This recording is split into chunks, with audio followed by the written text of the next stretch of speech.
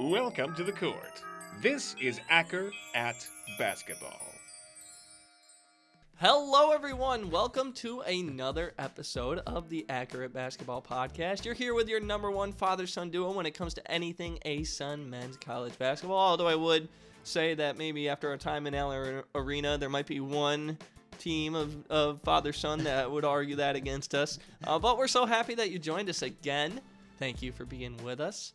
I'm your co-host, Curtis D. Acker. I'm your co-host, Mark Acker. Yes, welcome on back, Dad. It was a very exciting week of college basketball. Yes. But before we get to that, we're going to do what we switched up last week. We're going to start with Acorn's Attic. What you got? That's right. So I called it gut check week this week. Boom. Right. So we're 8 to 10 games into the season.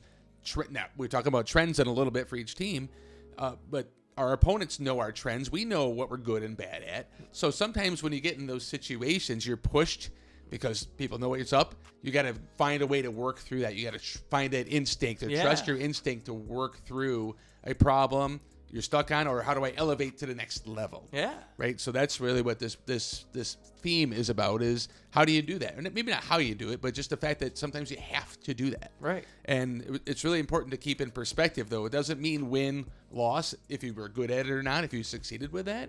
It's really about measuring success. Well, and an improvement. Yeah, and you had a great source in ASUN basketball that kind of inspired this idea, did you not? A little bit, yeah. I kind of had it just watching the games. There's some great, intense games this week where we saw this happening. Yeah, Coach Carroll from Lipscomb had said that after the game to us, just like we just had to find a way to get one more point. Mm-hmm. That's how he measured it in true measure of win-loss, right? But that's what he was referring to, is how do I just gut through something? Yes. They got a great pushback from Tennessee Tech. They did. Yeah, they did, and they responded well to it. They got physical, and they got physical right back. Exactly. More on that later, though. Yes. But what up comes after Acorn's Attic is some Bible verses that kind of relate to that. And yes. The thing I got with yours was instinct. But I wanted to really harp on the fact that getting instinct from the correct place. Yeah.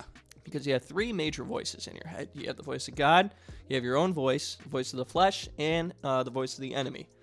So with that, trusting that correct instinct there. So the three verses that relate to that is Ecclesiastes 7:12, for wisdom is a defense and money is a defense, but the excellency of knowledge is that wisdom giveth life to them that have it. So really putting that importance of wisdom over money, but also just really stressing that importance of that wisdom is important. That'll bleed into your instinct here, which kind of relates to this next one, Philippians 4:13. Very common one. I find myself, even in these moments a lot, I can do all things through Christ who strengthens me. Like when chips are down, when maybe the timing isn't working out like we want it to, or maybe the production speed of things isn't going as fast as I want it to be going, just remembering to have that patience and to pray to God and ask for that strength to continue forward, because the flesh just wants to quit. The flesh just wants an easy life, wants to make things simple. Or to push back even, right? You could say. What's that? To push back against something when you're. That's where that strength comes from. Is here when or at least for me. And then also another one here, Galatians 5:16. Then I say, walk in the Spirit, and ye shall not fulfill the lust of the flesh. So kind of what I was just talking about there. That flesh wants that easy life. That's really where you can. And I often find, like, my first instinct is to run, or to except for with myself with self-harm, like breaking up a dog fight or something like that. But usually when things get hard, I usually like to try to break down, and that's something that I've really relied on Christ for a lot lately, is praying and having that strength to continue and moving forward. So that's awesome. That's something to remember as you move forward here and you grow and develop that instinct. Really try to get it through the Holy Spirit, because it will develop through there and bleed into your own voice at that point. So let's move into what we got upcoming here for basketball, which is, we're going to start alphabetically once again. We'll switch it up next week. We'll do them kind of random next week. Austin Peay 4-4. December 3rd is when they did end up taking a loss, 96-84 to Kent State. Colin Parker had another great game in that one. There's some other couple points that you want to bring up about this one. What do you got? Yeah, so number one, Ja'Cory Robinson did not play in this game, or wasn't on the court. In any case, we don't know what happened there, but he's been a big element to their team recent. So missing him hurt them. In kind with that, only 2 players from the bench played more than 10 minutes. You're right. That's not common for this team. And very uncommon. So and they didn't contribute statistically as well. So we saw in the second half, Kent State really ran away with it. 60 points in the second half, kind of wore them down as the game went on, and maybe attributed partly to the fact that they didn't have a big rotation for the bench. Lighter bench than usual. Yeah. Exactly. Well, another thing that head coach Corey Gibson talked about in an interview that Austin Peay's athletic staff did end up releasing onto their YouTube page, so make sure you go support them. We'll leave a link for that somewhere up in one of these corners here. But yeah, he talked about how there was way too many times where they were given personal fouls in transition, and then that was leading them to be able to go to the line. So got to be able to be better at that transition defense rather than just forcing a foul and then letting them get those extra opportunities. But I would not say that that's a huge trend for Austin Peay. No, the trend that we noticed is actually the transcending 3 is what I call it. So if you look at their first few games here, especially against Division I opponents, I mean, the one against Bryan is kind of an outlier there, but below 30% or below in all those games from beyond the arc. That was actually something I had called out as something that, do they really have the 3-point shooting in order to get through these games? They came in, proved me wrong. I'm so happy they proved me wrong because in those next 3 games that they've played here, over 40% in each of those games. I'm not saying it translates to a win each time. That's not. It's just a trend that I've noticed developing that is a good trend. Exactly. Especially as they head to play the Vaqueros this next week. That's right. Yeah. Exactly. Yeah, that's a good point. Right. I don't. Do you want to talk about your kind of preview for the game? Yeah. Well, I mean, on December 7th, I'll let you start off. But on December 7th, they are playing against a 2-5 Vaqueros. But don't underestimate this team from Edinburgh. So it's going to be in Texas. And what do you think is kind of the key points for this game heading into it? With exact kind of what you just talked about, 3-point shooting, right? The Vaqueros are actually pretty good at that, although the last 3 games they have been tapering off with threes. I'm really looking to see. We know Colin Parker as scoring. He's really found inside-out game. He kind of score from everywhere. Right. But I think Austin Peay to consistently win here as we get towards the conference play, they need another score. Yeah. Right, and Tate McCubbin to me is the guy that needs to make that step forward. He's averaged between 10 and 19 points almost every game except for one. He had one off night. Here's his time for a 25, 26, 28-point game. I think this is it. And from the 3-point line. Nice. He's got the skills to do it. Oh, yeah, he's a catch-and-shoot guy. Yeah, I think it's his for sure. Or that's one of the things that he does excel at. He's, as we talked about last week, kind of developing that inside game even more. Exactly. For me, so I had the 3 as a big mark. The Vaqueros are top 3 in the country at doing it.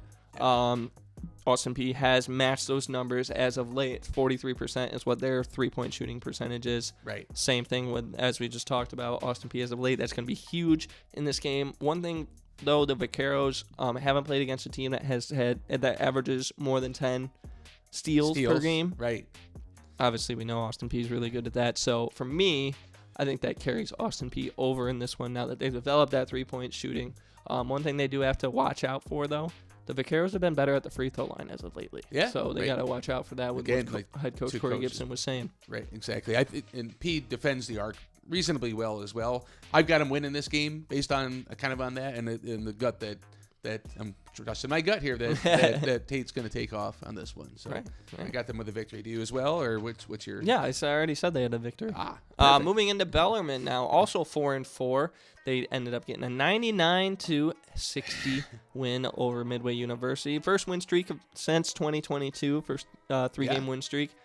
No Karazinski or Tyler Doyle. Tyler Doyle missed his 3rd straight in this one, but this team has been incredible at shooting. They're best shooting accuracy in the conference. This the 60% from the floor this game, and they're just climbing and climbing and climbing. We have some more details about that in the trend, but I just want to mention too on the game, Jacob Wasser back. He put 18 minutes in, so that was great to see. He had a couple games off, so really good performance there.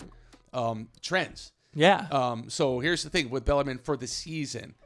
14 assists seems to be their threshold. They are 4-1 in games where they have had 14 or more assists, shooting 63% from the floor.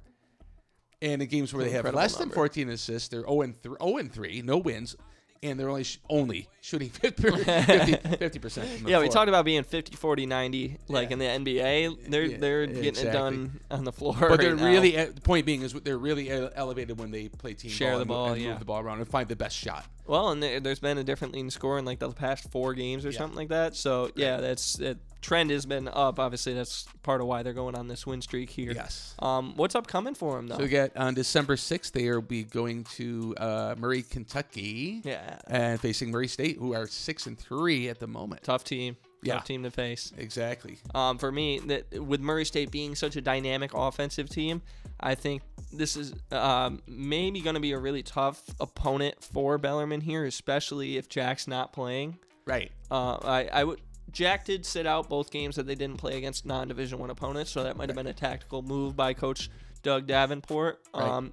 But even if he isn't, I think Frederick King might be a tough matchup for anyone that's playing at the 5 spot. He's a 6'10 center from the Bahamas. He's a tough guy. Yeah. I think that might be a tough matchup for them. They're really going to have to defend that well. Gotcha. Murray State gives up the second fewest 3-point attempts in the country. But I don't know that's a huge problem for Bellarmine because they have pretty diverse offense. Well, and their shooting percentage comes from inside. Right, exactly. So I don't see that as a big issue. I've just had that as a stat. 9 players have scored 6 points or more for the Racers on average. So they have a diverse offense there. That could present a bit of a challenge for myself. Where are the shots going to come from? Right. Bellarmine really has to defend and rebound well in that perspective. Yeah. I think it's a great road test. Mm-hmm. Right, it's a really good game to see, kind of measure where they're at here as they again head into conference play. And they've only played one non-Division I team since November 25th. Whoa. Yeah. So are they going to be rusty? Yeah. Let's see how they start off the game. I got them winning though. I got Bellarmine pulling it off. Yes. Yeah, well, you have a love for Bellarmine. I do. I really like the way that Coach has got them playing. Yeah. And they're playing as a team unit, shooting the lights out. I think that's going to continue. Yeah. What do you got? I see it otherwise. As I said, I think the offense carries Murray State over in this one. Okay. They average over 80-something points a game. Like it's a tough opponent to go against for Bellarmine, who does not do that, and actually have lost a majority of games when opponents score 80+. Right. So for me, I just think Murray State's offense carries them over. But I hope the streak continues. Let's hit 4. That's right. Moving into Central Arkansas next. So with UCA, they are 4-5 now. And they did end up beating lost to East Tennessee State 80-57. Then also as well, Little Rock absolutely won the I-40 showdown 85-47. Little note on that one that you got. What is that? I said the I-40 must be bumpy. There must be some bumps there because the Bears just trounced them. Yeah, from the get-go. It was 35-6 to start off. 8 minutes into the game. Yeah. That's when Harry Bishop hit his third 3-pointer in 2 minutes. He had a boom, boom, boom, career high 9. Okay. But I just put him to that point, and then they just kind of wrote it out from there. Right. In that game. But then on the other side, they really struggled against ETSU. Yeah. Right? Yeah. The score, anyway. And that's kind of where our trend comes. Is they've really been struggling to shoot on the road. So this one I got on a notepad, pen and paper. So you might hear that flipping around here for a second. But so at home, they have their shooting wise. This is overall shooting. Right. Made 123 of 246 buckets. That's 50%. Okay. Great number. Yep. Obviously. At home. Right. At home. On the road, 74 field goal makes, 239 field goal misses. That's good for 31%. What a difference. Yeah, they haven't shot over 33% since they've been on the road. They shoot almost. I mean, the Sanford one's a little bit of an outlier, but yeah, whenever you shoot 45% or better from the floor, that's always usually a really good day. They've done that almost every single time at home. So playing at home is huge. Must be something about Scottie Pippenport. Exactly. Yeah, exactly. But that's just one thing I've noticed heading into what we got going on here. And UCA is on the road this week, December 7th at East Texas A&M, who's 4-3. It's going to be played in Commerce. Yeah. So player to watch out for in this one, Gianni Hunt, who's coming off being South End Player of the Week. But they have 3 other guys on the team. Like, he doesn't even average over 10 per game. They got 3 guys that do.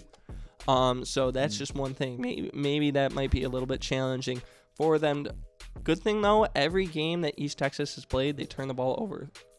They turn the ball over 13 times or more. Okay. They lose.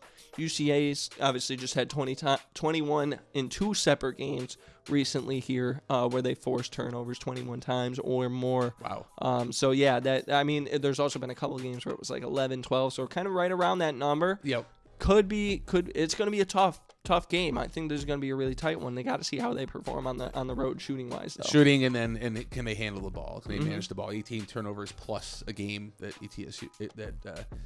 East Texas, forces. Yeah, and so yeah, that's what I had as my challenge point on it. Nice.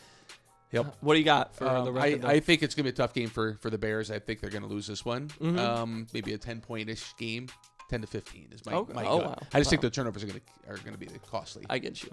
I think it's just going to be the shooting. I want them to prove that they can shoot on the road first before. I think this is a very winnable game. But if you're performing like home team UCA, not away team UCA. Yep. But I do have a 0-1 week for the Bears. Yep. Moving into Eastern Kentucky, man, this team needs something to click. Wofford 83-77 loss. Monty and Jalen Cooper were both out with hand injuries. Yep. It is confirmed now. Montavious Myrick is back. Looks like that Jalen Cooper might be out for a little bit more of an extended time. He had I don't know if it was a cast or a splint on his right hand or something like that. Yep. So he might be out for a little bit more extended time. Then an 89-78 loss on December 3rd to Illinois State, the Redbirds. Right.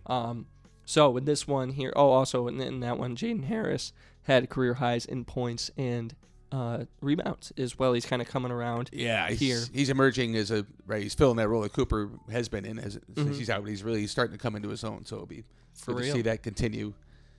So maybe that is part of the spark. Yes, definitely. But so the trend that we noticed for this. So I got it here. It's listed as truly 40 tough, but too little, too late. So the team is getting down.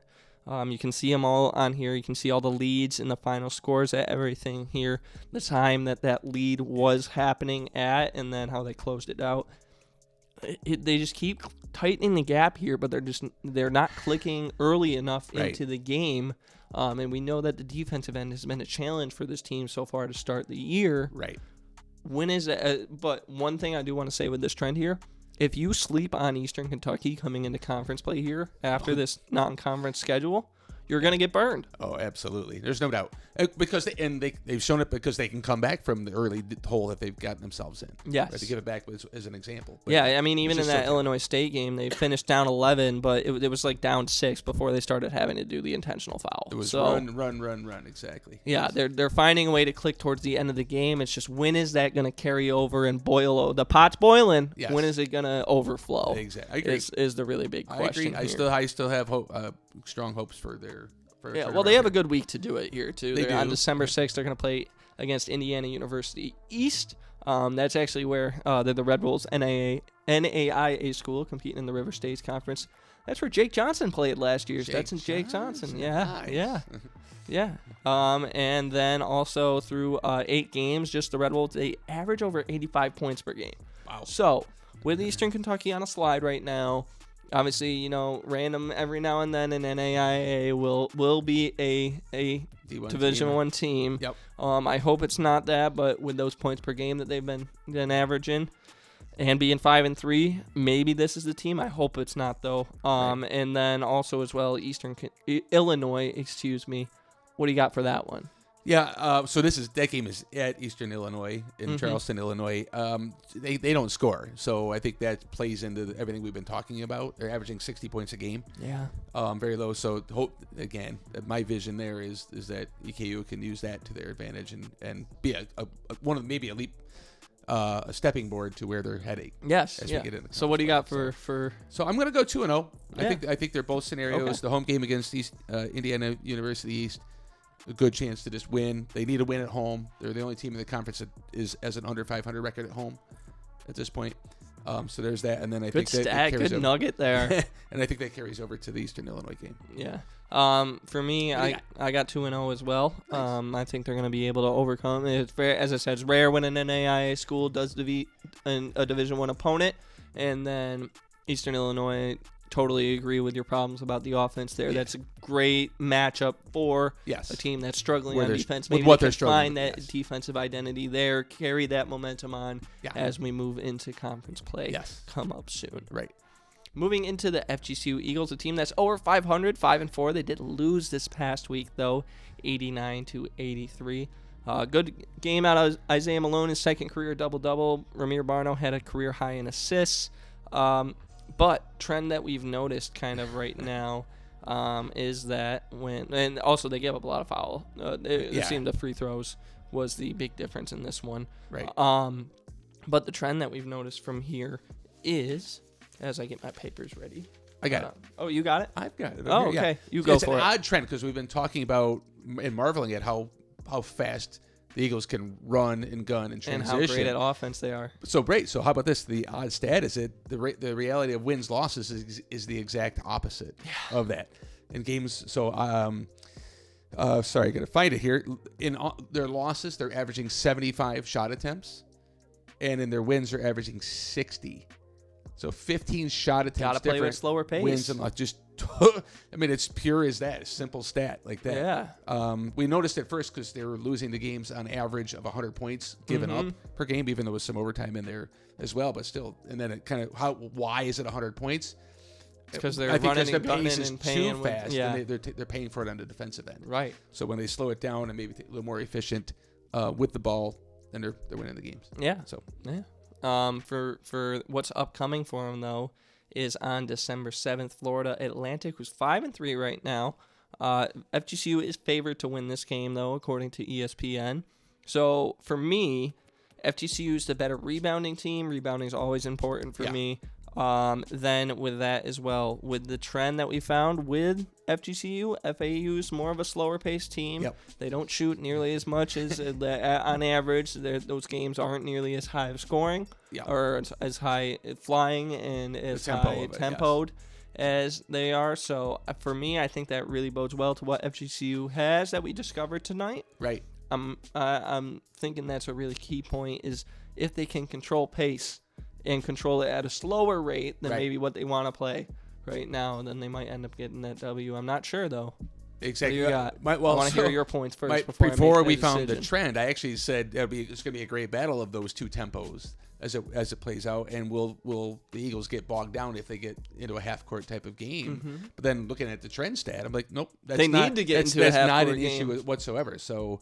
From that perspective, I've got to win here. I think they're gonna have a nice performance. Okay, you convinced me. I'm going 1-0 as well.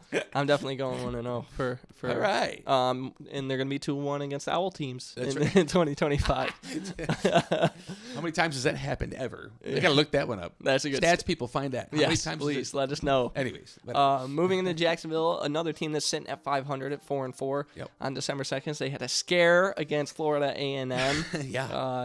Yeah, it was just a great overtime game as well. Donovan Rivers really stepped up in those last few minutes there. Got 5 key points to end off the night. The stat that we found here, though, was quite shocking, though. Yeah, the 5 players scored 10 points in this game. Is that the stat you're talking about? No. I was talking about the trends.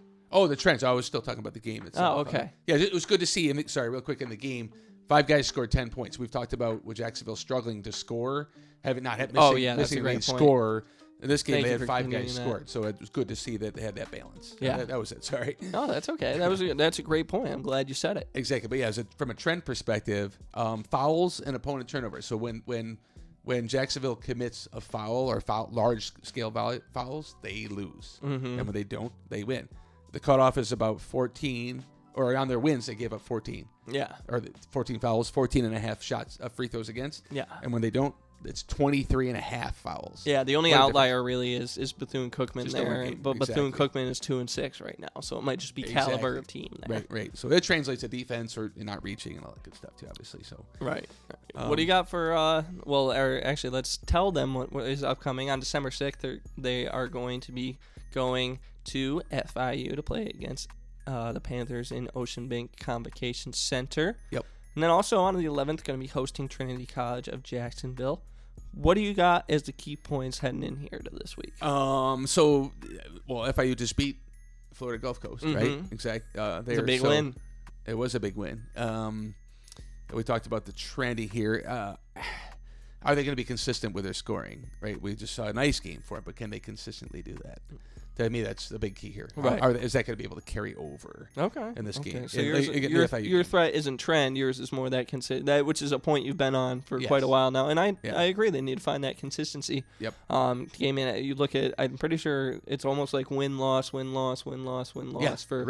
Jacksonville. Exactly. Here. So that consistency needs to come. But so with the trend that we discovered, I did want to say as well that the past 3 of 4 games, they've averaged over 20 personal fouls. Even though they only average 18 per contest, they have been over 20 the past 3 of 4 games here. That's scary for Jacksonville. Yeah. I'm going to give them the unfortunate loss with that. But with Trinity College Jacksonville, I think that's going to be a win there as well. It's, once again, not often that you see an NCCAA team beat a Division I team. I'm going to give it to Jacksonville. Yeah, 1-1. Same thing. Yep. I agree. All right. Moving into Lipscomb here. So this was a game, or one of these games was our featured game of the week. On the 29th, they had a comeback win against SEMO. Mateo Esmeraldo was great in that. You mentioned on Twitter the maturity of Grant Asman to find another way to contribute in this lineup when the shot wasn't on. Exactly. So that was really strong out of both of them there. And really, there's been a depth of guys that have been stepping up here. Titas Sargunis is another guy that I'm thinking of there. Exactly. Kennedy Akpara. Ethan Duncan's finally found his stroke now. Maybe outside of this Tennessee Tech game. That was an 83-80 win. That was where Asman really took the charge there. 4 blocks. Yeah. Second time he's ever done that.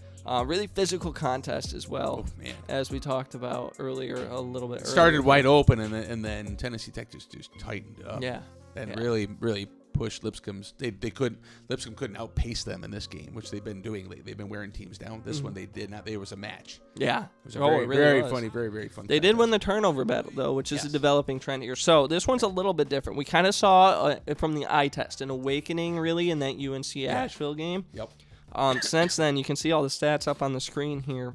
They've actually been winning the turnover battles. You can see the steals that they've gotten in those first 2 games compared to what they've gotten in these last, few here as they're 5-2 now heading into the last 7. That's a huge number there to really have changed.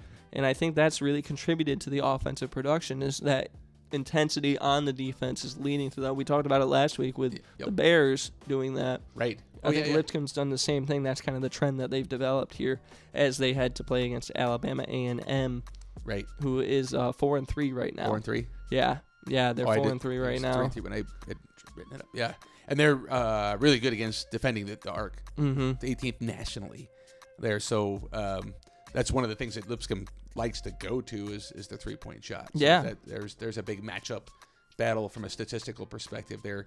I do like Lipscomb's diversity of offense still. In general, I agree. But how does that play in that perspective? That's a key stat for me. Oh, for me, the key stat is they were able to hold Lindenwood to this is the Bulldogs I'm talking about to just seven steals. Right. Lindenwood averages about 9. They're kind of right in there with Lipscomb as far as how many steals they average. But none of the other teams that they played against have really steal per game averages over 7.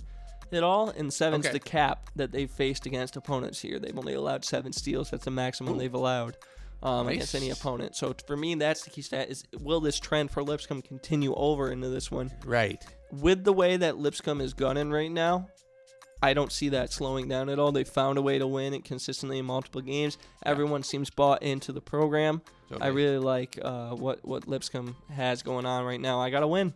Yeah, me too. I think there's a maturity and a confidence to what they're doing. They've kind of turned it into, hey, we think we have something here. Now we see it, and I think they know it. Yes. And carry over with that. So yeah, I have a win as well. I think they run this one out pretty good. I just want to mention I love that they start games with prayer too. That's awesome. That's very nice. Oh yeah.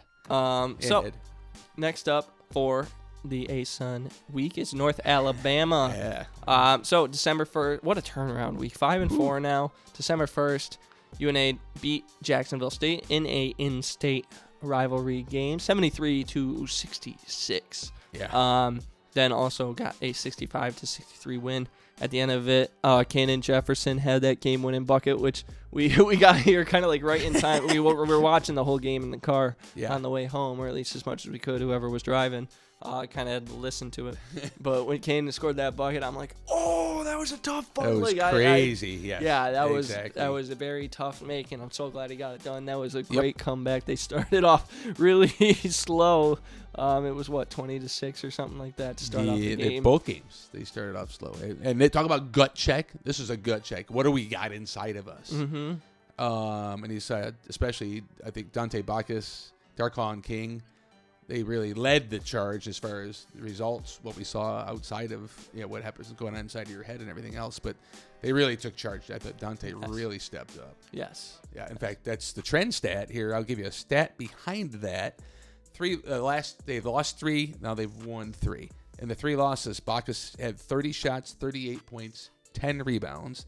The 3 wins after that, 40 shots, 53 points, 15-point improvement, 18 rebounds. So a nice improvement there. Darkon King, 37 minutes, jumped to 48. He went from 10 points to 23, 9 rebounds to 12. So a really big improvement from both of those. We've seen a decrease in their guard depth of playing time, but it's been filled in. So what's going on with their guards, right? And how are they going to make up for that time where they're not on the court? These 2 gentlemen have really picked up the slack. Yes, from that perspective. Absolutely. Absolutely. So preview for the upcoming weekend. Oh, there's none. There's none. So yeah, no, nothing going on for UNA games this upcoming week. So we'll move right into North Florida, who beat the Trinity College of Jacksonville, 111-67 on the 29th. Trey Cady had a career high game in that one, and then unfortunate loss once again. They were right into this one at halftime against SIU Edwardsville, lost 72-63. Oriole also had 16 along with Trey Cady, who was highlighted there because Cady did it in 20 minutes. They did find a way to answer him down the stretch there, which was unfortunate. So the team trends that's going into this week, and it's no mistake here. They've been talking about it in every single game the play-by-play announcers have. The team is up at halftime, or at least in this SIU Edwardsville game, they were down, but only down 1. At halftime, as you can see up on all these games here. And now you can see the finals. What we don't have is, because I got to do a better job of tracking it on the day that it happens, but it's been the points in the paint that have been the issue. Totally. Head coach Bobby Kennan said it himself, though. He was talking about it a little bit. Part of the reason is that they haven't been able to be healthy this season. Arden Bagaj being out, I think he was relying on him to be a huge big. Maybe in a reserve. I think maybe Gaiman was still going to be the starting 5. Right. And Gaiman's been, as I said, a good inside disruptor. But he can't do it for 40 minutes a game. Yep. And exactly. so they're just getting worn down, and that's how teams are finding a way to come back and beat these guys. So I hope they can solve that issue. Yep. They got to dig from deep, from within. They got to find that instinct. Right. Well, the Edwardsville game, they actually that gut came in because they actually were up 7 with just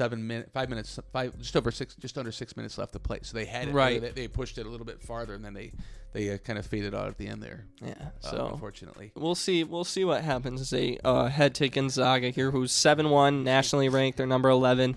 Who's this Gonzaga? I've never heard of them before. Yeah, never, right? Yeah. Just consistent. The West Coast Conference? What is that? Year after year after year. Just a fantastic program. Mm-hmm. Yep. Which is why they're getting the upgrade. Right. The big one to me, from a statistical perspective of this game, the matchup to watch is rebounding. Plus 11 for Gonzaga, minus 10 for Florida as far as rebounding differential. So a 21 rebound differential on average for the season. We got to see if UNF can at least temper that a bit. Right. And again, this is a game where you measure not what's the scoreboard say, but how do you play? How do you handle the scoreboard? Yeah. I mean, hopefully they win. Obviously, we're certainly in hope there. Yes. But for me, it's not a big question at all. The Gonzaga is nationally ranked. Both games that UNF has played against ranked opponents, they've lost by a healthy margin. Right. So it's just the same thing. We'll close that margin in this game. That's right. And see how you respond to everything. Manage those points in the paint. Yep. And yeah, it could be Play the right way. a good momentum builder playing against a tough opponent here if they're able to kind of limit it and maybe keep it like under 30 or something like that. Right. That could be a good momentum builder. I think they play the forward. right way in general. Like, to your point about their lack of depth and inside presence. Oh yeah, I agree. But I think they play generally, the right way. watch them play. They play a good way. They play aggressively. They play smart. They play together. Right. So We saw it at the Wofford game. yeah, totally. Yep. Exactly. Moving it into Queens now, 4 and 5 heading into this week here. Kind of up and down as they continue to develop here. Right. 94-69 loss against Virginia.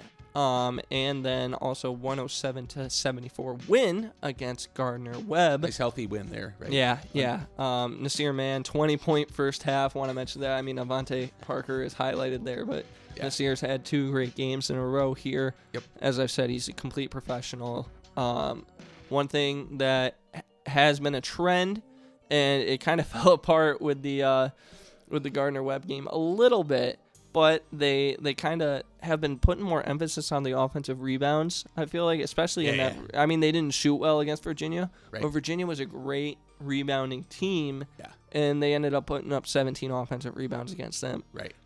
Head coach Grant Leonard talked about at the beginning of the season, was talking about they were 12 possessions away from maybe getting into that, NCAA tournament. Right.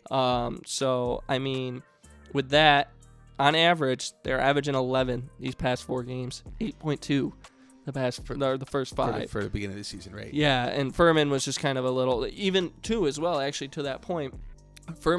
We talked about how Furman, that was the scare if they were going to lose, was if they got out-rebounded. They did by a healthy margin, come out, respond great against Virginia that next game. That's going to be the importance moving forward here for Queens. Agreed. So what do we got for this? Oh, wait! Nothing. There's none again. So enjoy the break once again for all the Royals there, and we'll move into Stetson. Yes. 3 and 7 coming into this week. Lost all 3 games they played against, all winnable games here. The Robert Morris one guy, they got away from him a little bit. Right. But so 70-68 loss against Southern Utah. Then also a 80-62 loss to Robert Morris. Jake Johnson had a great game, but Ethan Copeland had 2 great games in a row in the Urban Bennett Invitational. Ended up making the Invitational team. Yeah. So great for him there. Then ended up heading into Phoenix, lost 67-45 to Grand Canyon. Really, really, really defensive first half. But kind of the key trend heading into this week is I'm wondering if they have maybe I'm going to give them a little cut slack here on it because they were playing 3 road games very far away from home. Yep. But is conditioning the issue? Is my question, and here's why. They're up 54-49 against Southern Utah with 11:18 to go. Then down 55-54, 9:23. It left. Yeah. Next bucket was at 8:58 to put them up 1. Then went up, as I mentioned, just 62-61 here. Then, they ended up going scoreless for 3 minutes and 3 seconds straight. Brought it to within 3 with a minute and minute 36 to go. Head coach Johnny Jones. Here's another thing too. This game could have been an easy win. Head coach Johnny Jones drew up a great slob for Jamie Phillips Jr. He went up, drew contact or attempted to draw contact. It's just the Thunderbirds played great non-foul defense. Pretty much any other game that's going to be an and one, and you're going to get the opportunity to tie the game up. Yep. Unfortunately, it didn't happen in this one. But against Robert Morris, kind of the same thing happened again. They were down 17 minutes, or down by 17, go on a charge to make it 12-point deficit at 9:42 in the game, but then go scoreless for 3 minutes and 24 seconds straight. That leads to an 18-point deficit. Then, they also ended up having, after that, 2 minutes and 24 seconds and 2 minutes and a second going scoreless once again. So, and that's all after the 10-minute mark with 10 to go. Against GCU, much tighter once again. They were up 32-31 in a back-and-forth game. Then they go scoreless for 2 minutes and 34 seconds. They're down 2, but then go scoreless another minute and 39 seconds, down 7. Had 2 minutes and 22 seconds scoreless again. Only down 8, though. But then another 2:38. Again, not scoring at all. Game, they ended up going down 22 at that point. As I said, the saving grace is that they were playing on the road all 3 of these games, but I'm wondering, it seemed to be right at that 10-minute mark, and that was just an eye test thing that we noticed, and then I went and looked and found all of these stats here to support that eye test. That's a real concern for me heading forward here. Yep. Yeah, it seems like they've lost a bit of identity on the offensive end. Play-making identity. Maybe it's where Calvin Sermons has played less recently. I think he missed one game entirely. I forget which game it was. And Morgan as well, not on the court a lot. So there's 2 of their playmaking guys that can really create mismatches off the bounce to find their shooters. It seems like that part of their offensive game is missing a little bit. Well, Sermons look a little tentative in the Southern Utah game, and I think that's maybe why he didn't really get a chance against the Colonials. But moving forward here, so on December 6th, they're going to be playing at South Carolina, who's 5-3 currently. With this game here, what do you see as maybe the main challenges? Same. Can they find that offensive identity? That's to me is a key thing. Again, I don't know that they're going to win this game, but can they do that? They're not clicking right now, so I don't feel comfortable saying they're going to find it. But to me, they've got to find it. That's the gut check for them, is how do we find what we are offensively. I like where Colin Coole's going offensively. Yes. He's really finding a role for himself inside. He's really a tough mismatch inside. I think he's been over 10 in the last 2 games at least for them. But we have to create from the outside. Their three-point shooting and I think their pace has just slowed down a bit too.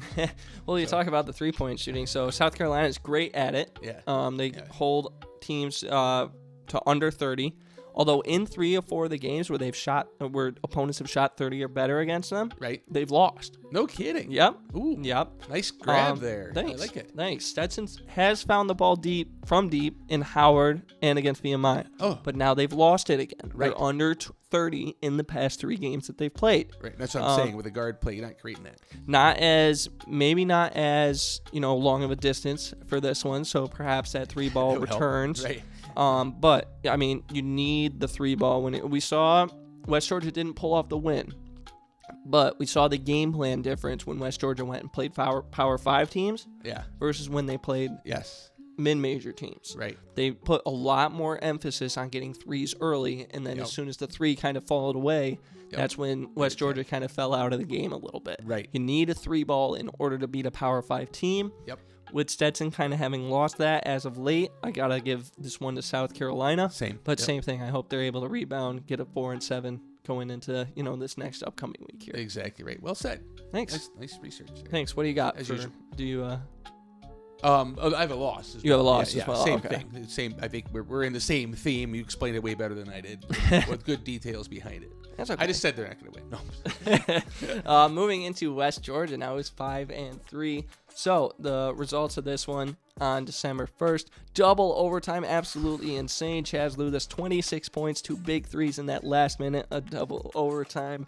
It was a team win as well, though. It wasn't just Chaz getting it done. It's just Chaz took over in overtime. Yes. Exactly. Slide trends, though.